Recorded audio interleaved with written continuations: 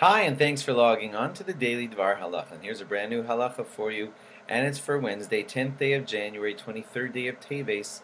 Here we go. We're going to finish up our unit today on special laws that involve traveling. So, usually the rule is that if you get, let's say you're on the airplane and they serve to you a non-kosher meal by mistake, and you, of course, are not going to eat the non-kosher meal, I hope. So, can you give the non-kosher meal to a non-Jew? So the answer is yes. If the person next to you is a non-Jew and you want to give them your not kosher meal, that is okay. As far as non-flavored coffee, the general rule usually, although you should discuss this with your rabbi for all situations, generally non-flavored coffee, pretty much anywhere you're going to be served it should be kosher. It shouldn't be a problem. Flavored coffees do need a hechsher.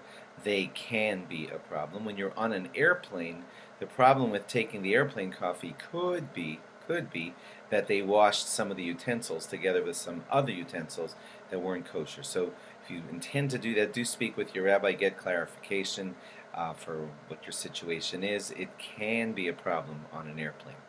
There's a rule, probably some of you know, called basar shenis ale mino ayin. It basically means a meat that was hidden from the eye. If you have some meat and it was left unattended, you can have the fear that somebody switched it with something else, and that would be a problem. So what happens when you unwrap your kosher meal on the airplane and you go to wash your hands or something, and by the time you come back, your non-Jewish passenger sitting next to you could have swapped his non-kosher meat with yours.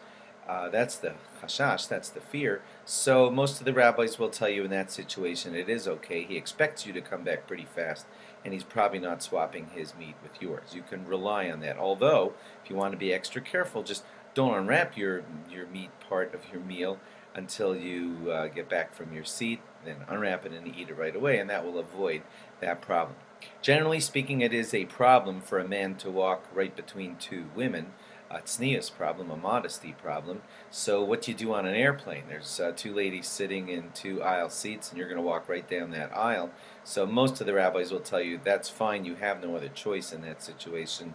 And in such a situation, they're going to allow it. If a man teaches in a girls' school, he's going to walk around the classroom, and he's walking between two seated young ladies. That's most rabbis also are going to consider that okay. Same thing in a restaurant. But generally, wherever possible, it is more modest to avoid that type of situation. Okay, that ends our unit on travel and travel-related things, and we'll go on to a new one tomorrow. Thanks for logging on. Bye-bye.